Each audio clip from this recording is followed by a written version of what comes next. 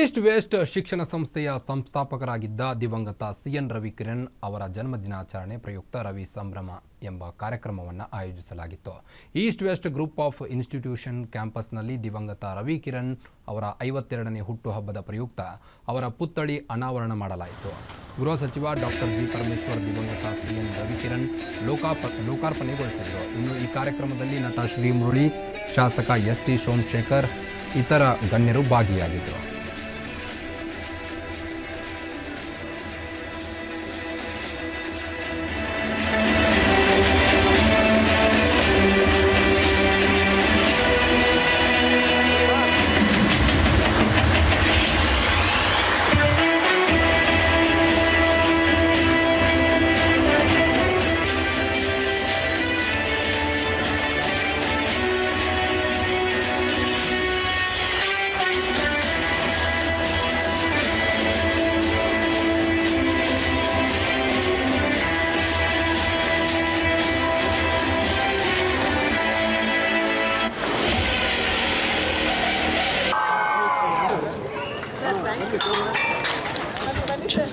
So ladies and gentlemen,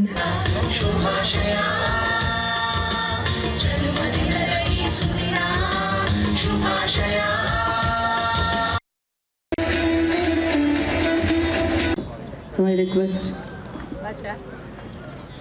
to go with the song now.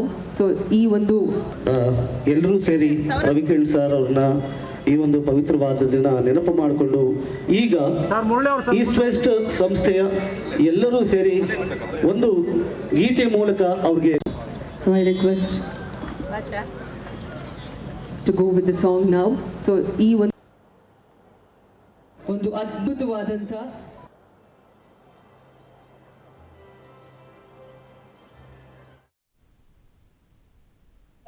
Founder ಆದಂತಹ ಸಂಸ್ಥಾಪಕರಾದಂತಹ ನಾಗರಾಜ್ ಅವರ ಸುಪುತ್ರರು Shri N Ravikirana ಅವರು ಕೂಡ ಈ ಸಂಸ್ಥೆಯ ಮಾಜಿ ಅಧ್ಯಕ್ಷರು ಕೂಡ ಆಗಿದ್ದಂಥವರು.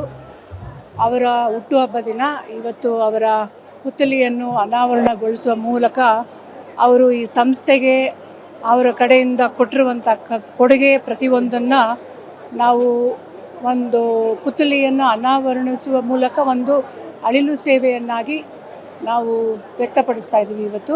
ಅದಲ್ಲದೆ ಇಂಡಸ್ಟ್ರಿ ಆನ್ ಕ್ಯಾಂಪಸ್ ಅಂತ ಹೇಳಿಬಿಟ್ಟು ಇಲ್ಲೊಂದು ಇಂಡಸ್ಟ್ರಿ ನಾವು ತೊಗೊಂಡು ಬಂದಿದ್ದೀವಿ. ಸೊ ಈ ಗ್ಯಾಪು ಇನ್ಸ್ಟಿಟ್ಯೂಷನ್ಸ್ಗೆ ಅಥವಾ ನಮ್ಮ ಎಜುಕೇಷನ್ ಸಿಸ್ಟಮ್ಗೆ ಇಂಡಸ್ಟ್ರಿಗೆ ಇರುವಂಥ ಬ್ರಿಡ್ಜು, ಈ ಬ್ರಿಡ್ಜ್ನ ಇದ್ರ ಮೂಲಕ ಕ್ರಿಯೇಟ್ ಮಾಡಿಕೊಡ್ಬೇಕು. ಮಕ್ಕಳಿಗೆ ಇಂಟರ್ನ್ಶಿಪ್ಸ್ ಕೂಡ ಇದರಿಂದ ಸೌಲಭ್ಯಗಳು ಸಿಗ್ತವೆ ಅಂತ ಹೇಳಿ ಅಂದ್ಕೊಂಡಿದ್ದೇವೆ. 22ನೇ ವರ್ಷದ ಬರ್ತಡೇ. ಅವ್ರು ಹಾಕ್ಕೊಟ್ಟಿರೋ ಹಾಲಿನ ಮರದಲ್ಲೇ ನಾವು ಎಲ್ಲರೂ ಬೆಳ್ಕೊಂಡು ಬಂದಿರೋದು. ಹಲವಾರು ನಾವು ಎಷ್ಟೊಂದು ಚಟುವಟಿಕೆಗಳು ಎಲ್ಲ ಸ್ಟಾರ್ಟ್ ಮಾಡಿದ್ರು ನಮ್ಮದು ಬೇರೆ ಬಿಸ್ನೆಸ್ ಎಲ್ಲ ನಾವು ನಡೆಸ್ತಿದ್ವಿ.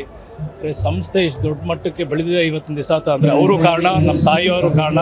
ನಾವು ನಮ್ಮ ಕೈಲಿ ಆದಷ್ಟೆಲ್ಲ ನಾವು ಬೆಂಬಲ, ಸಹಕಾರ, ಆಶೀರ್ವಾದ ಎಲ್ಲ ಎಲ್ಲರದ್ದು ಇರ್ತದೆ ಅಂತ ಯಾವತ್ತೂ ಕೇಳಿಕೊಂಡು, ಸದ್ಯಕ್ಕೆ 5 ವರ್ಷದಿಂದ ನಮ್ಮದು ಇನ್ಸ್ಟಿಟ್ಯೂಷನ್ ಜಸ್ಟ್ ಅಫಿಲಿಯೇಟೆಡ್ ಇನ್ಸ್ಟಿಟ್ಯೂಷನ್ ಆಗಿತ್ತು. ಇವಾಗ ಅಟಾನಮಸ್ ಇನ್ಸ್ಟಿಟ್ಯೂಷನ್ ಆಗಿ ಮಾಡ್ಕೊಂಡಿದ್ದೀವಿ. ಮುಂದಿನ ದಿನಗಳಲ್ಲೂ ನಾವು ಸಾಧ್ಯತೆ ಪಟ್ಟು ಯೂನಿವರ್ಸಿಟಿ ಮಾಡಬೇಕು ಅಂತ ನಾವು ಅಂದ್ಕೊಂಡಿದ್ವಿ. ಇನ್ಸ್ಟಿಟ್ಯೂಷನ್ನ ಬೆಳೆಸಬೇಕು, ಇನ್ನು 2-3 ಇನ್ಸ್ಟಿಟ್ಯೂಷನ್ಗಳನ್ನ ತೆಗಿಬೇಕು, ನಾವು ಮಾಡೇ ಮಾಡ್ತೀವಿ.